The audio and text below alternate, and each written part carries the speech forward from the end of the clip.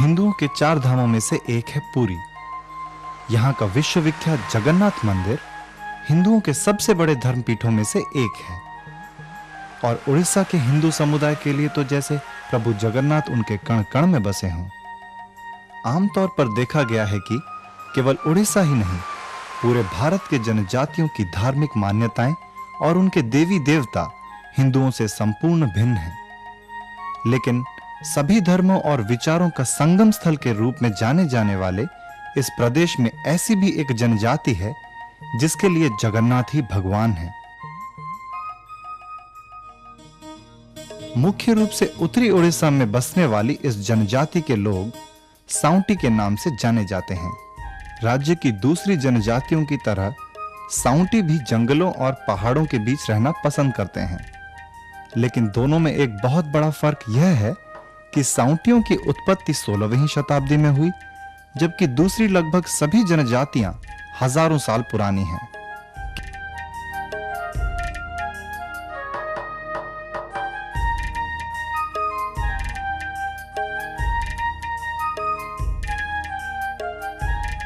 किंवदंती के अनुसार मयूरभंज रियासत के तत्कालीन राजा एक पुत्र संतान की मनोकामना लेकर श्री जगन्नाथ की शरण में गए और पुरी के गजपति महाराज के अतिथि बने। पुरी में प्रवास के दौरान उनके अपने विश्वस्त सेनापति जयगोविंद दास ने उनकी बेहद सेवा की। इसके बदले में राजा ने जयगोविंद दास को एक जागीर देने की पेशकश की तो उन्होंने इसे खुशी से स्वीकार कर लिया। जयगोविंद दास तत्काल कुछ लोगों को समेटकर अपनी नई जागीर में जा बसे। चूंकि समेटने को उड़िया में साउंटी कहा जाता है, इसलिए उनके साथ बसने वाले लोगों को साउंटी कहा जाने लगा। जयगोविंद, जो खंडायत जाति से थे, जिस गांव में जाकर बसे उसका नाम है मणता, जो उड़ीसा के केउंझर जिले में आता है। यहीं से साउंटी संप्रदाय की शुरुआत हुई। जयगोविंद दास के वंशज आज भी मणता गांव में बसते हैं। उन्हीं के एक वंशज लक्ष्मीधर दास का कहना है,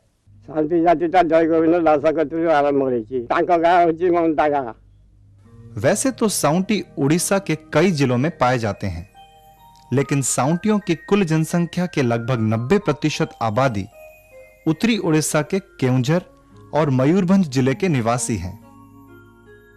जनसंख्या की दृष्टि से साउंटी प्रदेश की सबसे छोटी जनजाति है। सन 1991 की जनगणना में उनकी कुल जनसंख्या केवल 96,351 थी, जिनमें 46,510 पुरुष थे और 49,841 महिलाएं। घर बनाने के लिए स्थान निश्चित करने को साउंटी काफी महत्व देते हैं। पहले एक जगह चुनकर उसके बीचों बीच एक आयत क्षेत्र बनाया जाता है, फिर उसके एक कोने में एक गड्ढा खोद दिया जाता है। उसके बीचों बीच सिंदूर का प्रलेप लगाकर उस पर कुछ चावल और फूल रख दिया जाता है और लकड़ी का खंभा गाड़ दिया जाता है।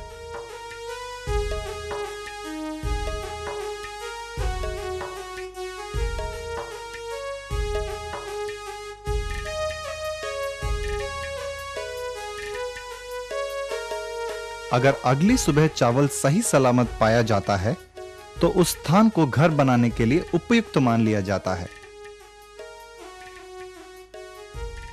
आमतौर पर साउंटियों के घर मिट्टी के बने होते हैं, लेकिन आजकल घर बनाने में वे ईंट का भी काफी इस्तेमाल करने लगे हैं।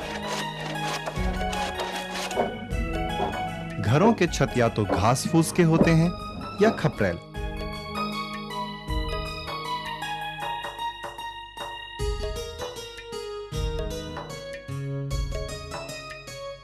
घर के सामने की ओर चौड़ा बरामदा होता है और पालतू पशुओं का तबेला।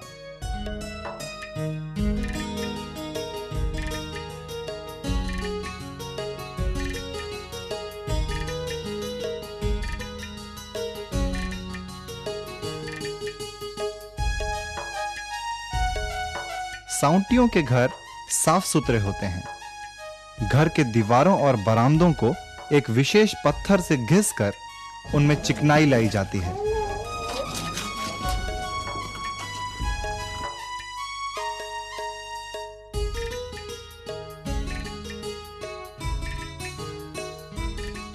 घर के अंदर धान रखने के लिए पुआल की बनी टोकरियां होती हैं, जिन्हें कलई कहा जाता है।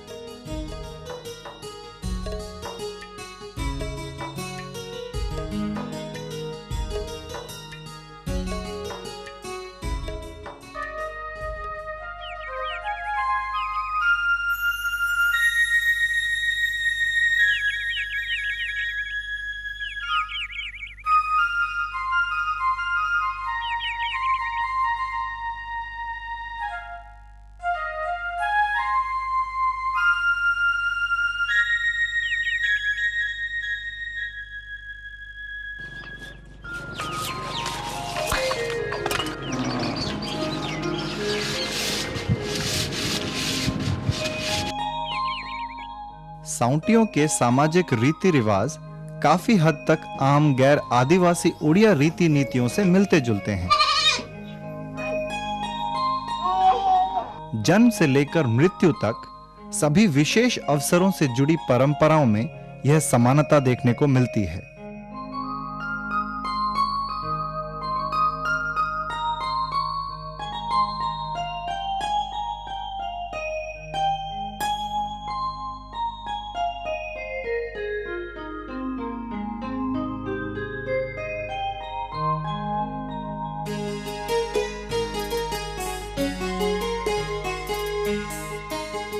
ब्राह्मण और खंडायत जाति के लोगों की तरह साउंटी बच्चों का भी 10 से 12 वर्ष की आयु में व्रतोपनयन होता है। बच्चे को जनेऊ पहनाया जाता है और बच्चा बड़ों से आशीर्वाद लेता है। साउंटियों में पंचायत की परंपरा काफी पुरानी है। आज भी साउंटी गांव में सभी महत्वपूर्ण फैसले पंचायत में ही लिए जाते हैं।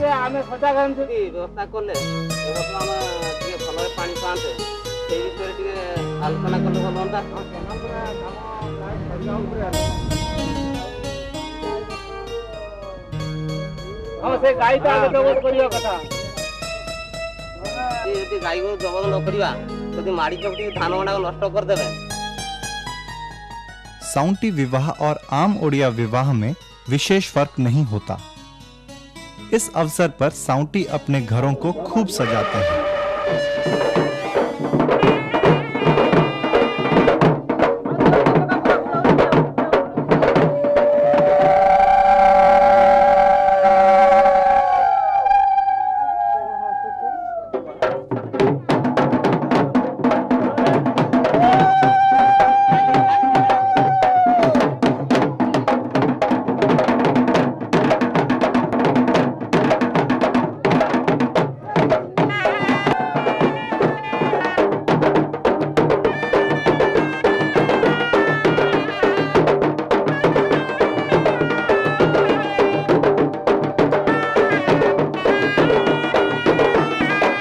ओडिया शादी की तरह साउंटियों के विवाह में भी वर अपने सगे संबंधियों की टोली लेकर बाजे गाजे के साथ कन्या के यहां पहुंचता है।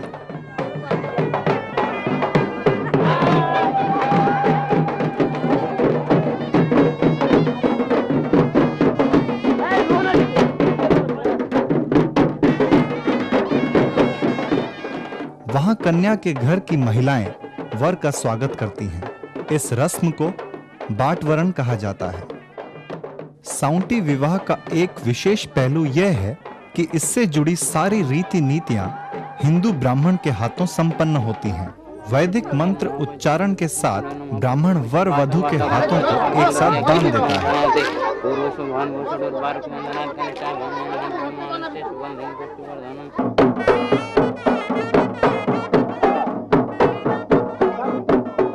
विवाह संपन्न हो जाने पर वर वधु एक पालकी पर बैठते हैं, जिसे डोम संप्रदाय के लोग ढोकर वर के घर तक ले जाते हैं।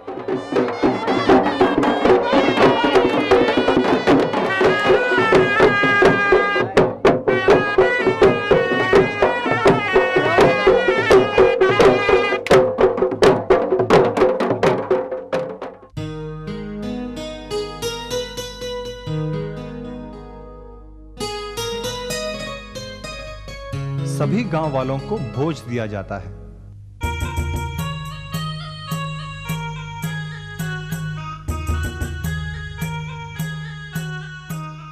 साउंटी आमतौर पर खेती करते हैं, लेकिन चूंकि इस इलाके में खेती से पर्याप्त आमदनी नहीं होती, इसलिए उन्हें रोजगार के दूसरे उपायों पर भी निर्भर करना पड़ता है। भूमिहीन साउंटी दूसरों के खेतों में काम करते हैं।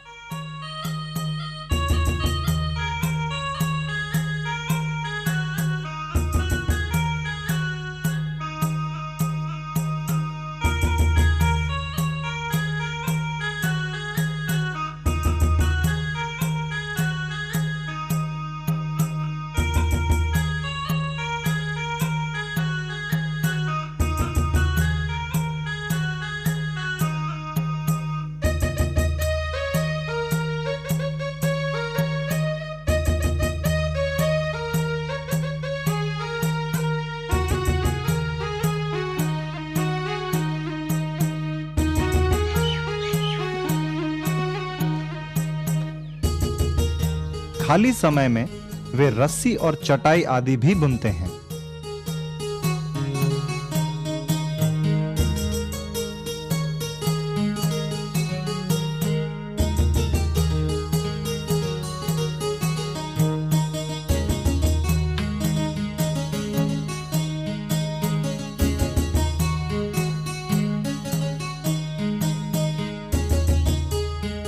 वे जंगल से लकड़ी, इमली तथा अन्य लघु वनजात द्रव्य चुनकर उनसे कुछ रोजगार कर लेते हैं।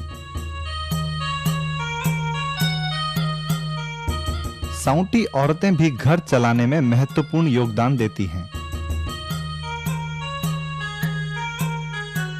वे जंगल से साल के पत्ते तोड़कर लाती हैं और उन्हें सीकर थाली बनाती हैं।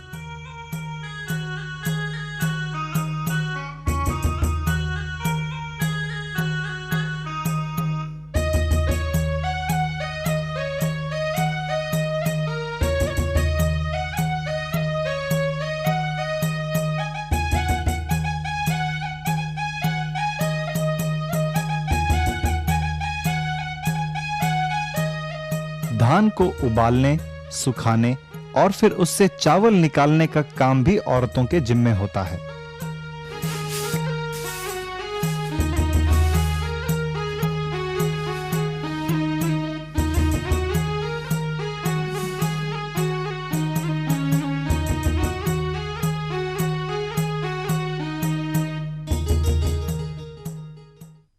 साउंटियों की धार्मिक प्रथाओं में जगन्नाथ संस्कृति और वैष्णव परंपरा दोनों की छाप देखने को मिलती है।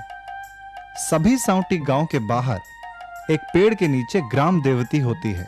साउंटी मानते हैं कि ग्राम देवती उन्हें हर तरह की आपदा से बचाती हैं। हर शुभ अवसर पर गांव का पुजारी, जिसे देहुरी कहा जाता है, ग्राम देवती की पूजा करता है।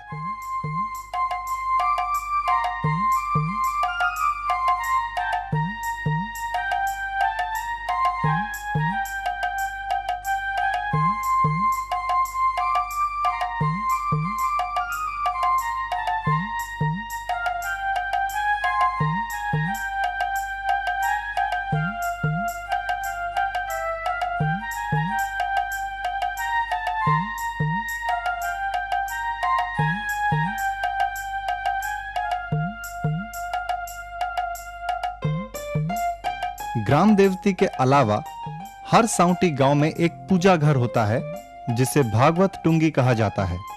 यहां जगन्नाथ की आराधना की जाती है और श्रीमद् भागवत गीता का पाठ किया जाता है।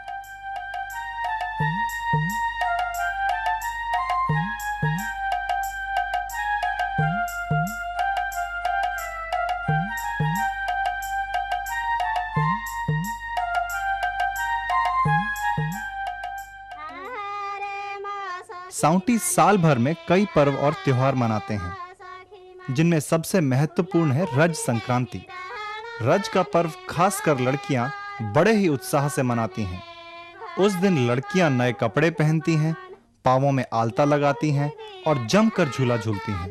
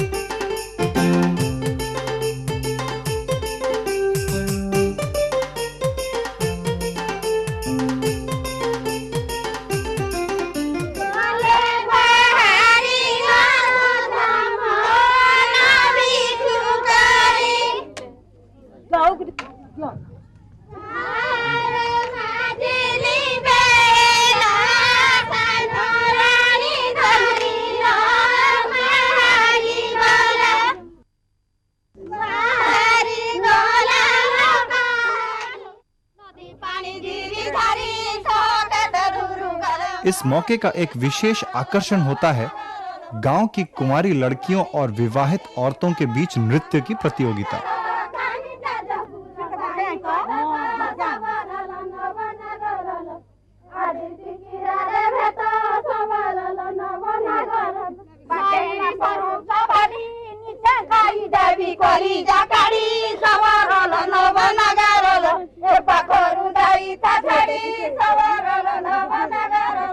साउंटियों के कुछ अन्य प्रमुख त्योहार हैं मकर संक्रांति, कार्तिक पूर्णिमा और प्रथमाष्टमी।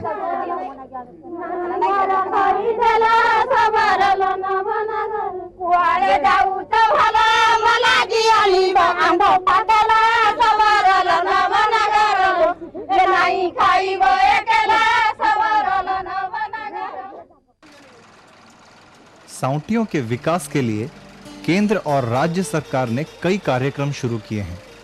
उन्हें रोजगार देने के लिए काम के बदले खाद्य योजना के अंतर्गत सड़क निर्माण का काम हाथ में लिया गया है। साथ ही विशुद्ध पीने के पानी के लिए नल लगाए गए हैं और शिक्षा के लिए स्कूल खोले गए हैं।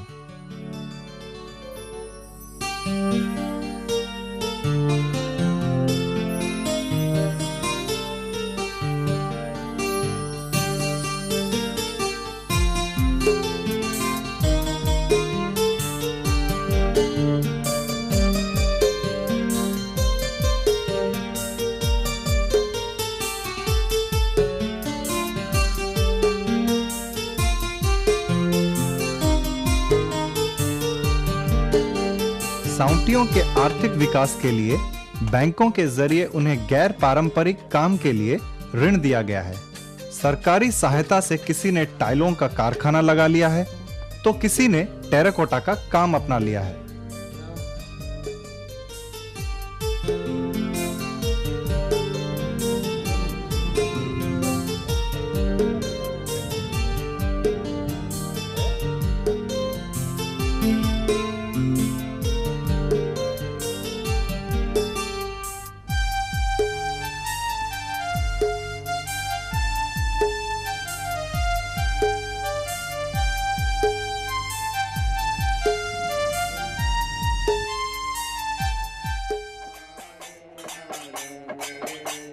मृत्यु से जुड़ी साउंटी रीति रिवाजों में भी आम उड़िया संस्कृति का प्रतिफलन साफ झलकता है।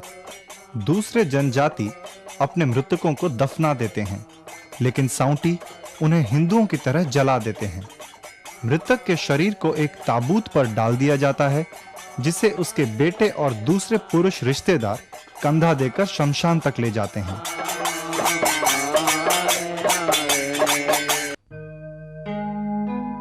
साउंटियों की धार्मिक मान्यताएं दूसरी जनजातियों से अधिक हिंदुओं से मिलती जुलती हैं। कीर्तन की परंपरा साउंटियों पर सनातन हिंदू धर्म और वैष्णव परंपराओं के प्रभाव का सबसे बड़ा प्रमाण है।